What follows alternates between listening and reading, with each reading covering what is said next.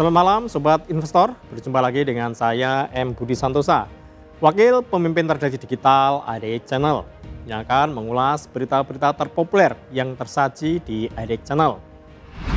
Ya, Sobat Investor, bagaimana kabar Anda hari ini? Bagaimana pula kabar portofolio Anda di tengah kondisi pasar yang terus tertekan, yang membuat indeks harga saham gabungan atau IHSG terus berkutat di zona merah?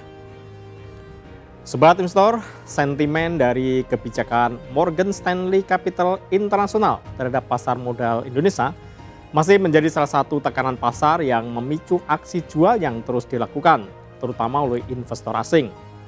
Kondisi ini membuat pelaku pasar domestik seolah berada dalam persimpangan antara ikutan melegu portofolio koreksinya sebagai bagian dari upaya memangkas potensi kerugian alias cut loss, atau justru kembali berburu saham-saham diskon yang diyakini masih memiliki potensi cuan untuk beberapa waktu ke depan. Hal ini mau tak mau menempatkan posisi pelaku pasar untuk senantiasa bertindak hati-hati, terutama dalam memilih portofolio yang tepat di tengah kuatnya tekanan yang ada. Karenanya tak heran bila di tengah semarak pemberitaan terkait MSCI beragam kabar terbaru dari emiten, mulai dari tren perkembangan bisnisnya, berbagai rencana ekspansi dan aksi korporasi yang tengah disusun, hingga proyeksi pertumbuhan usaha di 2026 terpantau juga masih diminati dan terus menghiasi deretan-deretan berita terpopuler di idxchannel.com hari ini. Selain itu, sejumlah kabar dari kondisi terkini terkait perkembangan geopolitik global juga tak luput dari perhatian, lantaran pengaruhnya yang juga demikian besar terhadap dinamika harga komoditas internasional, sehingga secara tidak langsung juga berimbas pada iklim perekonomian secara keseluruhan. Tak ketinggalan, atensi demikian besar juga diberikan para pembaca setia idxchannel.com soal musibah kecelakaan di stasiun Bekasi Timur, di mana sebuah taksi yang mogok dan berada di tepat perlintasan kereta, sehingga mengganggu dan membuat perjalanan KRL terhenti dan nahasnya diseruduk oleh kereta cepat antar provinsi yang melaju kencang dari arah belakang. Seluruh berita dan informasi tersebut telah kami rangkum dalam deretan 5 berita terpopuler di website idxchannel.com. Sobat Investor, berikut ini top 5 IDX Channel. Berita pertama, Purbaya sebut IHSG bakal capai 28.000. Ini respon Airlangga. Membuka top 5 edisi kali ini, kami akan membahas terkait nada optimisme yang lagi-lagi coba dihembuskan oleh Menteri Keuangan Purbaya Yudi Sadewa dengan menaikkan posisi indeks harga saham gabungan atau IHSG dapat menembus level 28.000 pada periode 2029 hingga 2030 mendatang. Pernyataan tersebut disampaikan Purbaya dalam peresmian program investasi terencana dan berkala atau PINTAR reksadana di Gedung Bursa Efek Indonesia pada Senin 27 April 2026 kemarin. Mendukung optimisme tersebut, Menteri Koordinator Perekonomian Airlangga Hartarto menilai bahwa target pertumbuhan posisi IHSG hingga 4 kali lipat tersebut sangat mungkin untuk diwujudkan dengan strategi dan pendekatan kebijakan yang tepat dan kondusif. Airlangga pun membandingkan proyeksi tersebut dengan pengalamannya yang pernah menjabat sebagai Ketua Asosiasi Emiten Indonesia atau AEI pada periode 2004 hingga 2013, di mana saat itu IHSG mampu tumbuh signifikan dari level 1.000 hingga menuju 4.200 hanya dalam kurun waktu 9 tahun saja. Selanjutnya kita beranjak ke berita kedua. Gotoh bakal rilis kinerja kuartal 1 2006, simak proyeksi analis.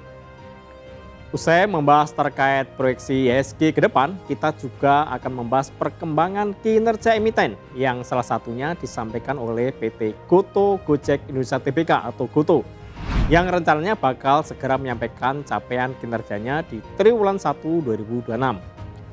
Terkait rencana tersebut, kalangan analis pasar modal pun turut angkat bicara dengan memproyeksikan bahwa tren kinerja emiten teknologi tersebut masih berpeluang besar untuk mempertahankan laju peningkatan profitabilitas, meski tetap dipong oleh berbagai risiko makroekonomi yang membayanginya.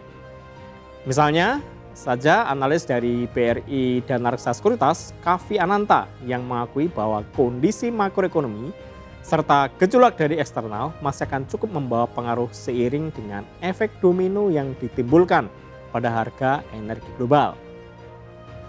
Namun dengan basis pelanggan menengah ke atas yang diyakini masih cukup kuat, maka Kutu diperkirakan masih akan cukup mampu menjaga momentum pertumbuhan dan profitabilitas sehingga dapat tumbuh sesuai track yang diharapkan. Pasalnya, ceruk pasar menengah ke atas yang menjadi basis pelanggan perseroan tersebut dinilai tidak memiliki sensitivitas terhadap harga dan justru lebih concern terhadap kualitas layanan.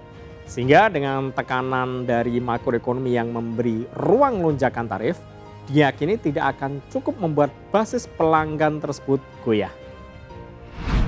Berikutnya berita ketiga, Putri Alexander Teja mundur dari Komisaris Pakuwon atau PWON.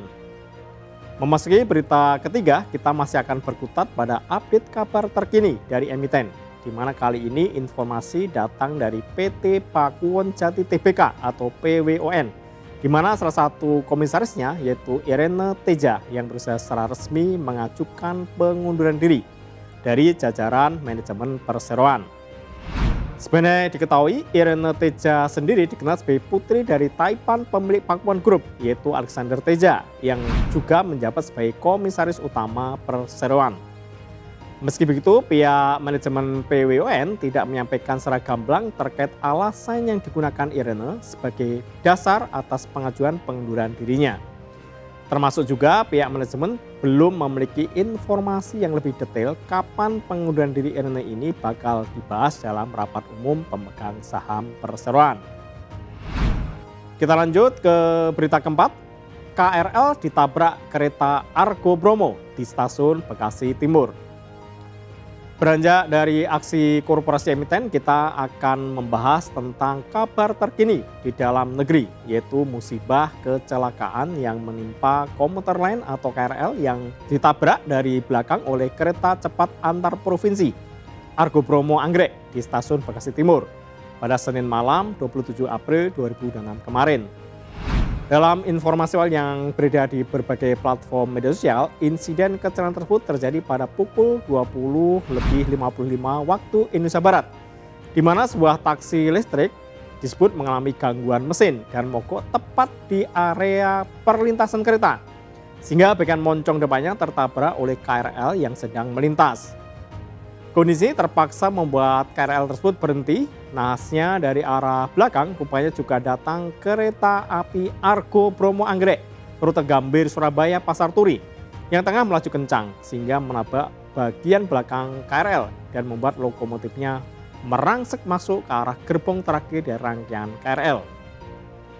Hingga saat ini publik masih menunggu proses evakuasi dan penyelidikan yang tengah berlangsung, sehingga belum diketahui secara pasti terkait jumlah korban dan juga beragam perkembangan informasi terbaru dari insiden tersebut. Terakhir, berita kelima, OJK sebut HSC jadi pertimbangan MSCI tentukan emiten RI dalam indeks. Mengakhiri program Top 5 edisi kali ini, kabar datang dari update informasi mengenai kebijakan MSCI terhadap pasar modal nasional, di mana Otoritas Jasa Keuangan atau OJK menyebut bahwa data terkait kepemilikan saham terkonsentrasi tinggi atau High Shareholding Concentration alias HSC menjadi salah satu faktor penting bagi MSCI dalam mempertimbangkan saham-saham Indonesia yang akan masuk dalam indeksnya. Menurut Kepala Eksekutif Pengawasan Pasar Modal Keuangan, Derivatif dan Bursa Karbon OJK, Hasan Fauzi, keberadaan HSC dinilai dapat memberikan gambaran lebih jelas bagi MSCI mengenai tingkat konsentrasi kepemilikan saham yang ada di pasar. Sebagai informasi, beberapa waktu lalu OJK telah merilis daftar saham yang masuk dalam kategori HSC, di mana ada 9 emiten yang masuk dalam daftar tersebut.